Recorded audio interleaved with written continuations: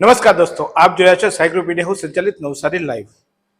નવસારી ખાતે જલાલપોર તાલુકા પંચાયતની કચેરી છે અને આ કચેરી આમ તો પૂર્વવત કાર્યરત છે અને આજે તાલુકા પંચાયતની સામાન્ય સભા યોજાવાની છે અને સામાન્ય સભા યોજવા માટે અત્યારે તાલુકા પંચાયતમાં 12 વાગે આ મીટિંગનું આયોજન કરવામાં આવ્યું છે. અત્યારે સમય થયો છે 11:30. આપ જોઈ રહ્યા છો આ 11:30 નો સમય થયો છે અને આ 11:30 ના સમયે હું મારા મોબાઈલમાં પણ આપને બતાવી દઉં કે જો અત્યારે 11:30 નો સમય થયો છે. 11:28 થઈ છે. 11:28 વાગે હું આ કચેરીને એકચ્યુઅલી હું આવ્યો તો અહીંયા આ મીટિંગ કવર કરવા માટે. તો સાથે સાથે જોયું તો કચેરીની આ હાલત જુઓ છો તે રીતે કચેરીના કોઈ પણ કર્મચારી કોઈ પણ શાખામાં એક કર્મચારીઓ હાજર નથી. એ અહીંયાથી શરૂઆત કરીએ. આ કચેરીની શાખા છે, આ હિસાબી શાખા છે. એક કર્મચારી હાજર છે, એક અધિકારી હાજર છે અને જોઈએ તો અહીંયા મદદનીશ તાલુકા વિકાસ અધિકારી મદદની કચેરી પણ આ રીતે ખુલ્લી છે. અહીંયા મદદનીશ અધિકારી અત્યારે જસ્ટ 2 મિનિટ પહેલા જ અહીંયા હાજર થયા છે અને અન્ય કચેરીના અન્ય જે દફતરો છે એ દફતરો તમે બતાવું તો એ દફતરો ખાલી ખમ છે. સો સરકારના નિયમ મુજબ 10:30 વાગે આ કચેરી શરૂ થતી હોય છે, પરંતુ આ કચેરીમાં અત્યારે સરકારી બાબુઓને આવવાનો સમય હજુ થયો નથી. હજુ સરકારી બાબુઓ જુઓ છો તે રીતે આ કચેરીઓ ખાલી ખમ છે. સવાલ એ થાય છે કે 10:30 વાગે જયારે કચેરી શરૂ થઈ, આ એક કચેરી નહીં એટલે એક કચેરી આ પંચાયત શાખા છે, આ વિસ્તરણ શાખા છે. આપ જોઈ રહ્યા છો તે રીતે અહીંયા પણ મહેસૂલ શાખા છે. 3 શાખાઓ છે. 3 શાખામાંથી એક કર્મચારી અહીંયા હાજર છે, બાકીના કોઈ કર્મચારીઓ હાજર નથી. કયા પ્રકારે આ વહીવટ ચાલે છે એ જાણવાની આપણે કોશિશ કરીશું. એક અહીંયા અધિકારી ઉપસ્થિત છે. સાહેબ, શું નામ છે આપનું અને શું પોસ્ટ છે આપની? જુનિયર ક્લાર્ક છો. કેમ અહીંયા બધી ખુરશીઓ આજે ખાલી છે? રજાનો માહોલ છે કે? ના, રજાનો માહોલ નથી. આજે દિલ્હીથી ટીમની મુલાકાત હોય, વિસ્તરણ અધિકારી શ્રી અને ટીડીઓ સાહેબ અને અન્ય સ્ટાફ ત્યાં અબ્રામા, સુલતાનપુર અને સિમલગામ ગયા છે. સાહેબ, 10:30 વાગ્યાનો ટાઈમ છે. હું લગભગ 10:30 વાગ્યાની આજુબાજુ નીચે આવે તો અહીંયા તો મને કોઈ દેખાયા નહીં. આજે સામાન્ય સભા છે. જ્યારે સામાન્ય સભા હોય એટલે આખા મારા ખ્યાલથી આખા તાલુકાના વિકાસની વાતો આજે થવાની હોય અને લગભગ મોટા ભાગે જેમ વિધાનસભા ચાલુ હોય તો દરેક લોકો વધી હોય એમ અહીંયા સામાન્ય સભા છે. સામાન્ય સભાના દિવસે પણ કર્મચારીઓ હાજર નથી, અધિકારી હાજર નથી. એ તો 12 વાગે ચાલુ થાય ને તો એ ટીડીઓ સાહેબને એમને જ ખ્યાલ હોય ને. પણ અત્યારે કર્મચારી નથી તો કહેશે 11:30 વાગે અહીંયા કર્મચારીઓ ખાલી છે એવું તો કહેશે ખાસા છે, હાજર જ છે ને બધા. ના, બધી ખુરશીઓ ખાલી છે. પણ અહીંયા ક્લાર્ક જ એક છે, બાકીની જગ્યા જ નથી. કોઈ જગ્યા એક ટ્રેનિંગમાં છે એટલે એક જ ક્લાર્ક છે. હા, એક જ ક્લાર્ક છે. તો જુઓ, મને તેમ હતું કે કર્મચારીઓ નથી પણ ખુરશીઓ ખાલી છે. અહીંયા આ એક સાહેબના નાયબ અધિક્ષકના ઉપર છે. સાહેબ, કચેરી 10:30 વાગે શરૂ થઈ જાય, લગભગ બધી ખુરશીઓ હજુ ખાલી. અમારા સ્ટાફ એક જ છે ને આજે સેવા સિટીનો કાર્યક્રમ છે કોલાસણામાં.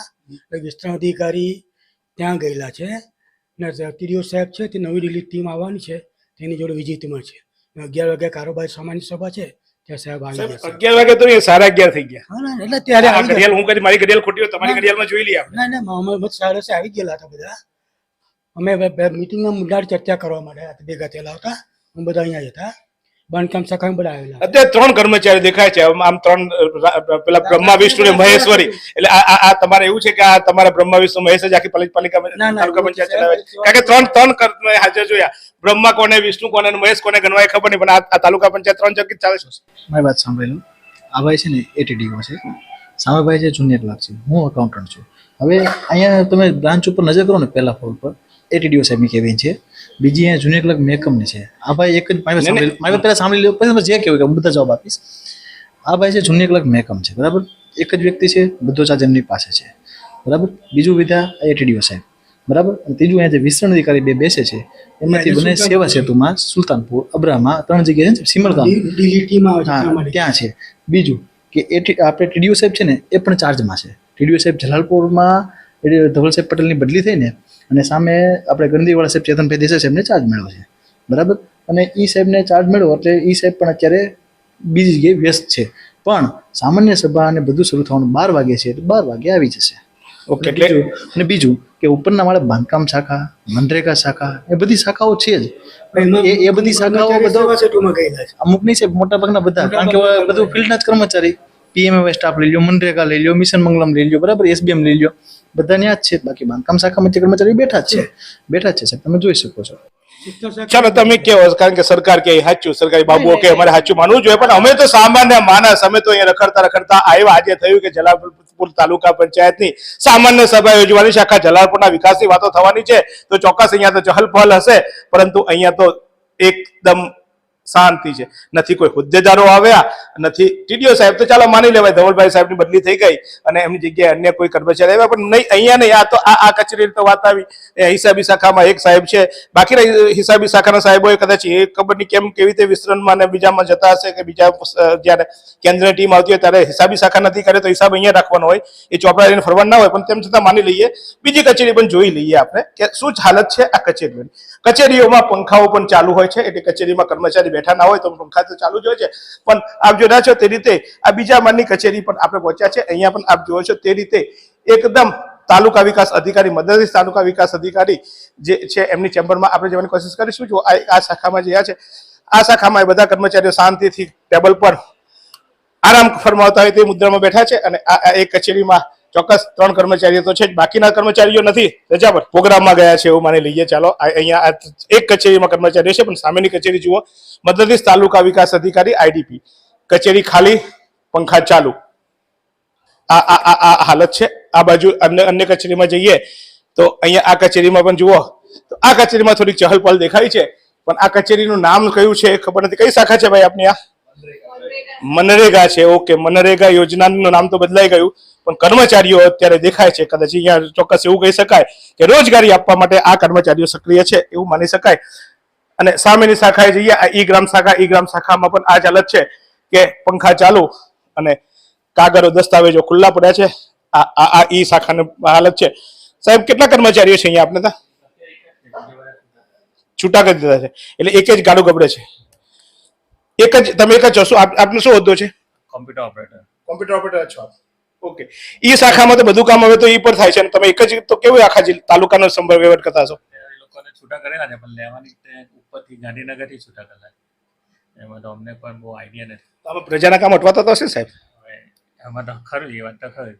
છૂટા કર્યા ગાંધીનગરથી તો શું કરીએ? ના, એ તો સમજ્યા, પણ તમે જેમ આ શાખામાં કોઈ બીજી જગ્યાએ તમારે કોઈ આવા કર્મચારી તમને તકલીફ થાય, બીજા પ્રજાને તકલીફ તો પડતી હશે, પ્રજાને તકલીફ પડતી હશે ને? થાય.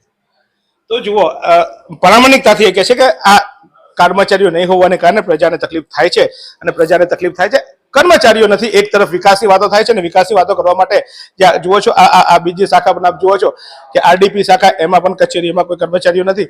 બાંધકામ શાખામાં કર્મચારીઓ છે એવું દેખાઈ રહ્યું છે, કારણ કે ચહલ પણ દેખાય છે, પરંતુ આ SBM શાખા ખુલ્લી, કોઈ નહીં. 11:15 થવા આવ્યા, મીટિંગ પણ શરૂ થવાની તૈયારી છે.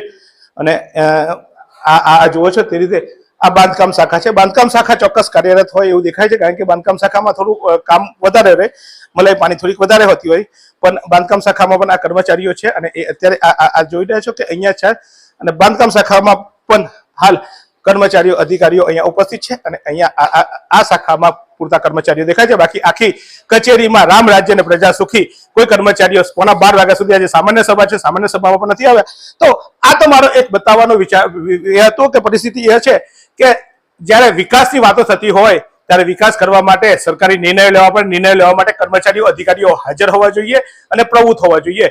સરકાર એમને પગાર આપે છે, 10:30 વાગ્યાની નોકરીનો સમય છે, અને અત્યારે 11:15 થયા છે, ત્યારે માંડ કેટલાક સરકારી બાબુઓ પહોંચ્યા છે, અને કેટલાક તો હજુ રાહ જોઈ રહ્યા છે. પછી બહાના ચાલશે, નોટિસો આવશે, ત્યારે જવાબ આપશે કે અમે અહીંયા ફિલ્ડમાં હતા, ત્યાં ફિલ્ડમાં હતા, કારણ કે કાયદોમાં ચોક્કસ અમુક પ્રકારે છટકબારી હોય છે, છટકબારીનો લાભ લઈને કરે છે. પણ દિલથી જ્યારે સરકાર એમને પગાર આપે છે, પગાર લે છે, ત્યારે આશા રાખીએ કે પ્રજાના કામો કરવા માટે સમયસર આવે અને પ્રજાના કામો થાય. એ ભદ્રપણાથી જ આ સમાચાર મેં પ્રકાશિત કર્યા છે. કોઈને નીચા જોવા માટે કે કોઈ કર્મચારીને ગુલ્લીવાલ કર્મચારી છે એ બતાવવા માટે નહીં, પરંતુ આશા રાખું કે આ સમાચાર બાદ તાલુકા વિકાસ અધિકારી અને નવસારી તાલુકા પંચાયતના પ્રમુખ સક્રિય બને, અને ખાસ કરીને જલાલપુર તાલુકા પંચાયત, માફ કરજો નવસારી પણ જલાલપુર તાલુકા પંચાયતના પ્રમુખ અને TDO સક્રિય બને, અને એ પણ ચાર્જમાં છે, પણ એ તેમનો ચાર્જનો ચોક્કસ પાવર થ્રુ બતાવે, અને અહીંયા કર્મચારી, સરકારી બાબુઓ સમયસર આવે અને ચોક્કસ લોકોના કામો થાય, લોકો સમયસર આવે ને લોકોના કામો થાય, એવી અપેક્ષા સાથે જોતા જ રહો આજ રીતે નવસારી લાઈવ. આ સુંદર સૃષ્ટિને નિહાળવા માટે હજારો લોકો પાસે દ્રષ્ટિ નથી અને એ ત્યારે જ શક્ય બને જ્યારે કોઈ ચક્ષુદાન કરે. તો તમારા સ્વજનો સાથે મળી એક સુનિશ્ચય લઈએ. ચક્ષુદાનને પરિવારની પરંપરા બનાવીએ. Visit Sant Punit Chakshu bank, rotary eye institute, Navsari. Call 7069006329.